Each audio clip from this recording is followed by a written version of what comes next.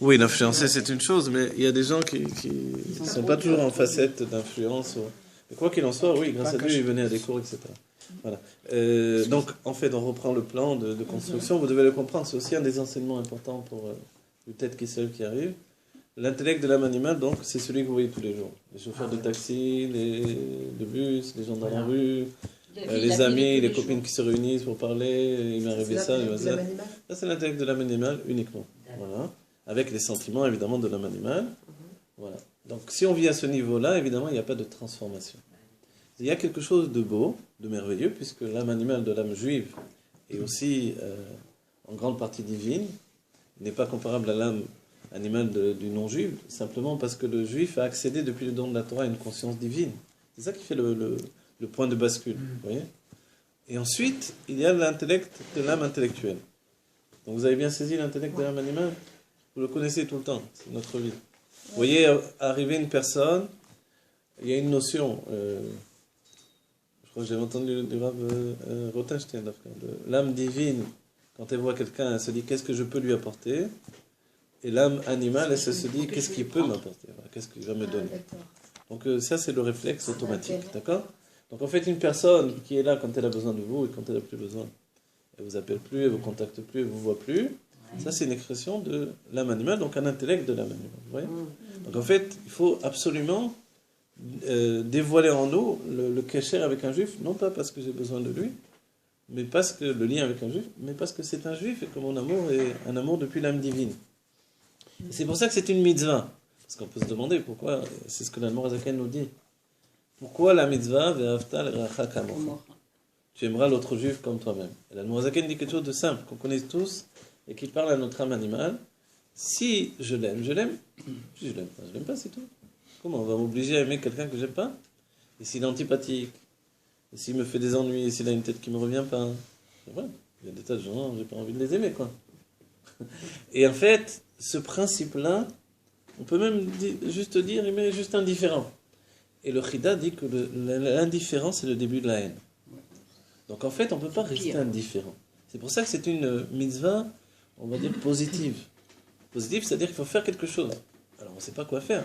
Alors, je ne vais pas aller l'embrasser toute la journée, quoi. Qu'est-ce qui va se passer avec ça? En réalité, l'Admorazaken nous dit qu'il faut réfléchir sur ce juif. Réfléchir, et ça commence, il nous dit, avec sa propre femme, son propre mari. Voir les qualités de l'autre, voir vraiment qui il est réellement, réfléchir à ça.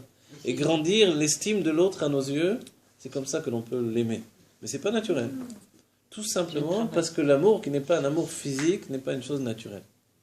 L'amour que l'on a pour nos enfants est naturel, ça nous jaillit des mains, ça nous jaillit de l'être, parce que l'enfant vient du corps, donc le corps aime le corps, c'est comme ça. Pour ça les hommes deviennent fous pour des femmes ou des photos de femmes, pas simplement des vraies femmes, ne serait-ce que des photos, donc ça va, qu'est-ce qu'ils ont dans la tête?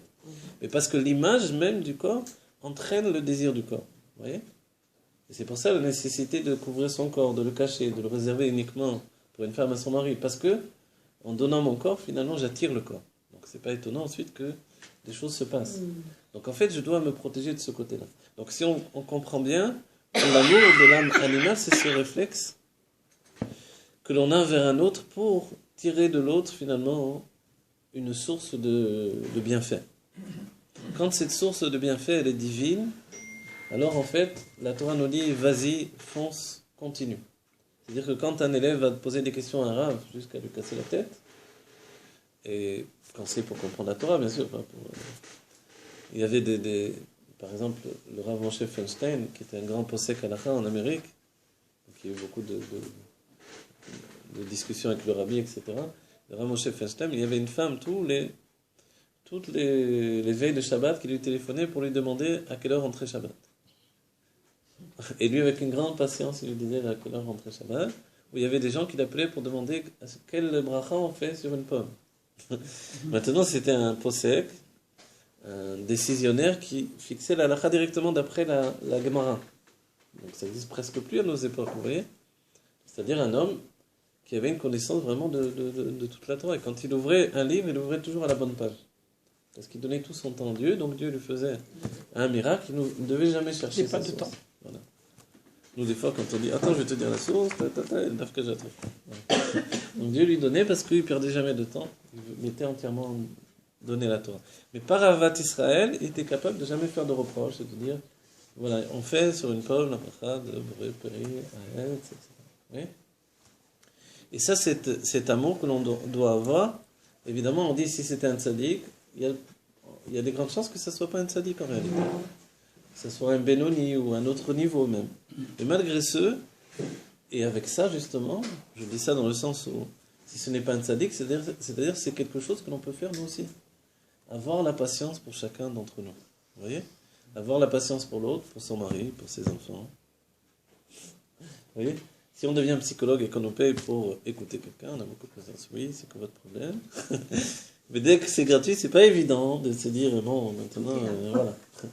Qu'est-ce que je vais en gagner de là ? Il m'a fatigué avec ces trucs, etc.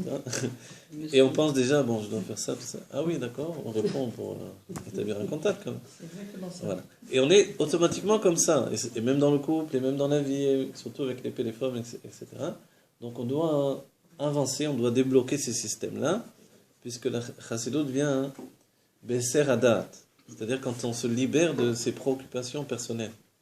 Alors on est toujours ouvert, panouille, comme on dit dans la Torah, pour les préoccupations de l'autre. C'est important. Donc en fait, ce système-là, quelqu'un vous voit, il vient vous poser une question, il vous attrape, il vous demande, c'est l'idée même du rabbi. C'est-à-dire que le monde est un grand Mifsaïm, est un grand Farbringen. On rentre dans un bus, on parle avec les gens. Ouais, c'est l'enseignement du rabbi. On parle avec les gens, on ne peut pas juste monter dans un bus. D'après le rabbi, c'est interdit. Je monte dans un bus, je m'assois et j'attends d'être arrivé à l'autre bout. Non, il faut échanger quelque chose, il faut transmettre quelque chose, une idée. Ne serait-ce que de la Havat Israël, même si au même moment je trouve intrigué, j'ai la tête vide, un peu d'amour qui m'éhire, qui s'illumine de ma personne vers l'autre, c'est beaucoup que l'on a donné. Quelquefois, on sauve une vie comme ça. Donc alors, il ne faut pas se priver. Et le rabbi a dit, comment on fait Shabbat pour donner la tzedaka ? On a donné la veille de Shabbat. Mais comment c'est possible alors, voilà. Par un sourire, on donne la tzedaka Shabbat également. Oui. À qui aux personnes qui passent. On donne un sourire à chacun. Il y a beaucoup de gens qui se disent Shabbat Shalom sans se connaître. Évidemment, les femmes aux femmes et les hommes aux hommes. Voilà. Parce qu'un homme à qui on sourit, alors ça y est, il faut imaginer toute une histoire. Enfin, quand on se connaît quand même. Alors voilà, maintenant si on a bien compris la base de tout ça, on est devenu un point de délivrance nous-mêmes. D'accord ? Ce point de délivrance, il passe par la conscience de deux états, ça s'appelle la lumière et le réceptacle. Dans la Kabbalah habituelle, le réceptacle était évidemment inférieur à la lumière. Dans la Chassidut, où tout est renversé, alors le réceptacle devient finalement supérieur. Et le réceptacle, c'est notre corps. Il devient supérieur parce qu'il vient d'une racine supérieure qui s'appelle le Réchimo. Voilà. Et le Réchimo, c'est comme si on disait que Dieu a pris soin de réfléchir profondément en lui au monde qu'il va créer. Et comme pour Dieu, le Kohar et le Poal sont dans un même niveau, c'est ce que dit le Samargam, c'est-à-dire la possibilité et l'effectif, c'est un même point, Dieu n'a pas besoin de réfléchir. Quand il est écrit, Baruch Shamar Vaya Olam, vous voyez ? Dieu a dit, le monde a été. C'est-à-dire que la parole, c'est une création à part entière. Mais en réalité, la pensée, c'est aussi une création à part entière pour Dieu. Donc dès qu'il pense, le monde existe dans sa pensée. Parce que rien n'est sorti de lui. Alors, on peut le comprendre facilement. Je peux penser à des choses au-dedans de moi, et ces choses vivent en moi. Donc je peux me faire un univers intérieur. Cet univers intérieur, il rejoint ce qui s'appelle le bureau du Kohar Hamedameh. Vous vous rappelez que vous avez posé cette question ? Le bureau du Kohar Hamedameh, la réparation de la force de l'imagination. Vous voyez ? Réparer notre force d'imagination, c'est un travail que l'on doit faire. On peut le faire par le biais d'exemples donnés dans l'étude de la Torah, ou par d'autres choses. Écrire, peindre, s'exprimer également dans d'autres choses que le simple fait de l'étude, vous voyez, passive on va dire. Dès qu'on est actif et que l'on donne accès à notre imagination, c'est-à-dire on image des choses profondes, dès ce moment-là, en fait, on est en train de réparer notre Kohar Hamedameh, notre force d'imagination, qui, de manière naturelle, est entraînée par le monde, lequel utilise constamment cette force de l'imagination pour nous entraîner vers les forces du mal. Vous voyez, vous avez compris ? C'est-à-dire les films, les livres, les... Voilà. Voilà, maintenant je le dirige, je le transforme, je l'intègre dans une réalité personnelle au-dedans de moi. C'est-à-dire que Même le fait d'inventer une histoire en sachant qu'elle n'est pas vraie du tout. Pour endormir un enfant, par exemple. Tout le monde peut le faire. Les mères peuvent le faire, le père, etc. Alors, ça fait un birour du Kouar Hamedameh. Ça fait une réparation de cette force d'imagination qui, elle, a tendance à se laisser aller dans l'acte passif des choses. C'est quoi passif? Je me mets devant un film et je ne bouge pas. Je reçois uniquement le Kouar Hamedameh, la force d'imagination des créateurs du film, lequel est magnifique, certainement, avec les effets spéciaux, etc. Mais ce que l'on demande de chacun d'entre nous, c'est aussi d'utiliser cette force-là pour imaginer et imaginer les choses. Le Rabbi Rayatz dira, ça s'appelle le Kouar Hatziyur chez Banefesh, la force du dessin qui est dans l'âme, et qui permet à chacun de dessiner. Quand on écrit, par exemple, c'est du dessin. Vous voyez, écrire son nom, c'est dessiner des lettres. Donc écrire, c'est déjà dessiner, donc on est tous capables de dessiner également. Et ensuite, quand on dessine, on se rend compte que l'on transfère des forces profondes de l'âme dans le travail du dessin. Vous voyez? Et après, il y a d'autres façons de dessiner. Il y a dessiner par l'écriture. D'écrire une chose, c'est dessiner une chose par le biais de l'écriture. Et ensuite, il y a dessiner par la parole.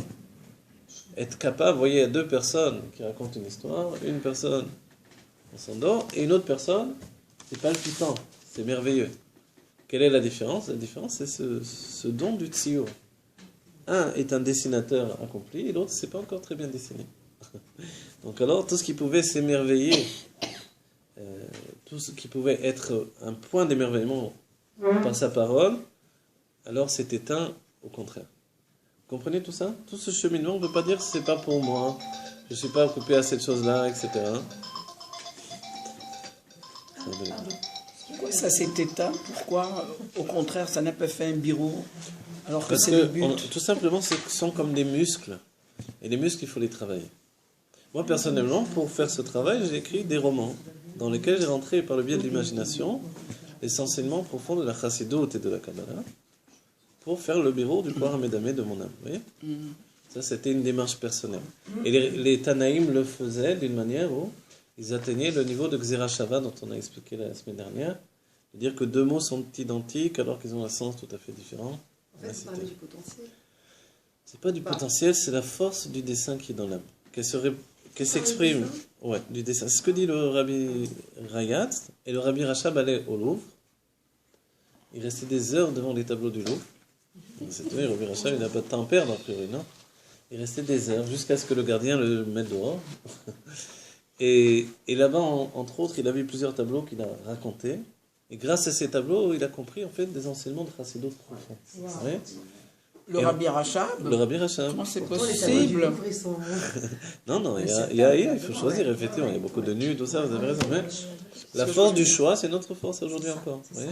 On ne doit jamais s'arrêter de choisir, de faire le tri entre ce qui est Klipa Noga, qui peut rentrer dans la Gdusha, ce qui est Shalosh Klipot Tatmir. Mais pourtant, on dit que les tableaux qui... Bon, là-bas, la plupart des gens, c'est des goïms, tu vois pas. Même si c'est le cas, c'est pas grave. Parce que malgré ce, il y a quand même le transfert d'une volonté divine. Vous voyez? Il y a pas une force de clipa? Non, si on est capable nous-mêmes d'être actifs, toute l'idée vient, toute l'idée vient du Rabbi. Le Rabbi nous dit que quand on est dans un état d'influence, on n'est pas influencé. Voilà. Donc évidemment, le Rabbi Rachab est capable de se protéger de ça. Il faudrait qu'on dessine tous alors? Non, alors ou dessiner, ou écrire, ou raconter, vous voyez, mais pas rester inactif et passif. Surtout à notre époque. Pourquoi je parle de ça? Parce qu'on est tout le temps en train de prendre du Kouar Hamedameh qui vient de l'autre côté. Vous voyez? Donc forcément, on a peut-être du mal à imaginer même la Géoula telle qu'on devrait l'imaginer déjà aujourd'hui. Vous voyez? C'est-à-dire, imaginer qu'est-ce que va être le Beth Amikdash, qu'est-ce que va être ce monde où les animaux vont parler. Voilà. Alors au contraire, si on a vu des choses, j'en sais rien, des dessins animés, des science-fiction, des trucs, intégrer tout ça dans notre possibilité d'imaginer du bien et des choses merveilleuses de la Géoula. Ça ne peut pas être dans autre chose, la musique ou non, pas, ça c'est un autre point. Ah, okay. Voilà. Le Kouar Hatziyur chez Banefesh, il est quelque chose de particulier. Je vous dis, c'est comme raconter une histoire et que la personne s'imagine. Et vous voyez des enfants quand on leur raconte une histoire de manière... Mais ça dépend qui raconte et comment on raconte. Tu parles de musique, de la faire, de pas d'écouter. Non, mais la réponse c'est de la Ta question, c'est de faire de la musique. Tu peux faire de la musique comme tu peux. Ah oui, non, ça n'empêche Pas pas l'écouter. évidemment de faire de la Pas musique. l'écouter. Il faut que tu sortes quelque chose de toi. C'est pas que ça Oui. fasse vide. Mais même dans la musique, disons, si on est capable de générer un tsiour par la musique, et peut-être que oui, mais la musique c'est un niveau à part entière. Le Rabbi Rayatz a parlé de la musique comme un état à part entière, qui est un niveau peut-être plus haut même, peut-être plus haut que le dessin lui-même, vous voyez. Peut-être plus haut, parce que le dessin, il s'apparente au monde de Olam HaYetzira. Dans le monde de Yetzira, c'est le tziour. Le dessin, c'est le monde de Yetzira. Et dans le monde de Yetzira, alors forcément, il y a Retzio Tov, Retzio Ra. C'est là où on bascule toutes les choses. C'est là où on rencontre véritablement la Klippa Noga que l'on connaît. Ce niveau où je choisis entre le bien et le mal. Donc, on ne doit pas être étonné de nous-mêmes si on aime à la fois, je ne sais pas quoi, on peut être émerveillé, si vous parlez de musique, par Mozart, et en même temps on aime les nigunim. On va dire quel rapport. Tu dois enlever de ta tête cette musique-là, ne pas les intégrer dans... Oui. Alors, on va faire même ce travail pour les enlever. Mais... C'est-à-dire que si on entend par hasard, on va dire c'est beau quand même. Oui. Le fait que l'on dise c'est beau, c'est que ça nous attire, ça nous plaît. Ça nous touche là. Ça nous touche la neshama. Et le Rabbi Rayatz a prévenu, il a dit que, en fait, ce qui est Klippa de Noga est capable d'élever notre âme, même quand ça ne vient pas forcément de la Gdusha, du moment que ce n'est pas dirigé vers la Touma. Vous voyez ? Parce qu'à nous de faire le travail de l'élever également. Donc de là, des nigunim comme le nigun Shamil, qui a été intégré dans les nigunim Chabad, la marche de Napoléon, la marche polonaise, etc. La Marseillaise, voilà. Donc, il y a un rabbi, le rabbi alors voilà, c'est le rabbi ou les chassidim, vous savez. Le nigun Shamil, c'est pas le rabbi, c'est le rabbi qui l'a enseigné. Mais c'est les chassidim qui l'avaient intégré dans le... Vous voyez ? C'est-à-dire que quelquefois, même un chant de berger qu'un chassid a entendu, il a intégré dans les nigunim. Ça veut dire qu'il n'y a pas de raison qu'un berger dans la montagne perdue fasse quelque chose de mal quand il chante un nigun, vous voyez ? Même, on s'en fiche de ce qu'il pense en réalité. C'est que ce nigun, maintenant, il pénètre dans ce qui s'appelle le monde de la musique, lequel se trouve dans la Bina, dit le Rabbi Rayatz, et c'est un monde de bien absolu. Vous voyez ? Et le Rabbi Rayatz dit que quand on chante un nigun, quand on entend une mélodie, on est à ce moment-là dans un monde de bien absolu. C'est-à-dire que même Mozart, quand il faisait un nigun, même si c'est un nigun choté, il n'y a pas de sens profond, mais quand même, il était dans un monde de bien absolu. À ces moments-là, quand il revenait au monde, il était un être abject, sans doute, vous voyez, ou je dis ça comme ça, hein, je crois qu'on dit des trucs comme ça sur Mozart. Mais quoi qu'il en soit, ou un capricieux, etc. Quoi qu'il en soit, il y a deux êtres différents. Vous voyez. Chez le juif, ces deux êtres doivent se fondre et se confondre. Voilà. On n'aime pas la musique. Quand on n'aime pas la musique, alors vous savez que l'Admor Hazaken a dit mes chassidim doivent avoir le sens de la musique. Et on l'a dit, s'ils l'ont pas. On est un peu objecté, s'ils l'ont pas, si c'est pas chanté, s'ils chantent comme une casserole. Alors il a dit, ils l'auront finalement. Vous voyez ? Donc en fait, la musique, il faut s'éduquer à la musique aussi. Il faut éduquer, voilà, c'est ça. Il faut Voilà. éduquer l'oreille. Mozart, il est Mozart parce que son père l'a éduqué dans ce sens-là. Vous voyez ? Donc un chassid qui a créé des nigunim, c'est parce qu'il a été éduqué dans ce sens-là. Abraham Fried, il a grandi dans ce monde de la musique, des chants, son père chantait, dans la famille chantait. Donc forcément, vous voyez ? Ou alors il faut avoir une âme qui choisit la chose. Une âme qui choisit la chose, ça peut venir même tardivement. Vous voyez ? Donc en fait, ce cheminement vers la musique, vers le dessin, vers l'écriture. Vous avez la vie éternelle devant vous. Donc vers le dessin, vers la musique, tout ce qui est expression, c'est pas un surplus, c'est pas un bédiavad, bon, parce qu'on n'étudie pas la Torah, alors on va faire aussi ça. Non, c'est un commencement d'éducation personnelle vers l'émerveillement de notre être. Parce que ce sont des rods de Tohu. On dit que c'est divin la musique. Voilà, des lumières de Tohu qui doivent rentrer dans l'équilibre de Tikkun. C'est-à-dire on est capable avec ça de les intégrer dans la Kedusha, etc. Voilà. Tout ce cheminement-là, vous avez compris. Donc, s'il y a un olam de Dimion, un monde imaginaire, quand le rabbi, le Tzemar Tzedek ou la Nourazaken dit « là-bas, vous ne me verrez pas là-bas », c'est sous-entendu que tout le bureau de la Nefesh, qui est capable de se projeter dans l'image, dans l'imaginaire, ça c'est un bureau qui naît directement de la Chassidut Rabbah. Vous voyez, quand je vous parle, je cherche énormément d'images. Je cherche un langage de plus en plus précis pour véhiculer les idées des Rebbeim. Et ce travail-là, il est actif, il doit être tout le temps renouvelé. Et c'est obligé qu'on doit être comme ça. Parce que sinon, on chute, tout simplement.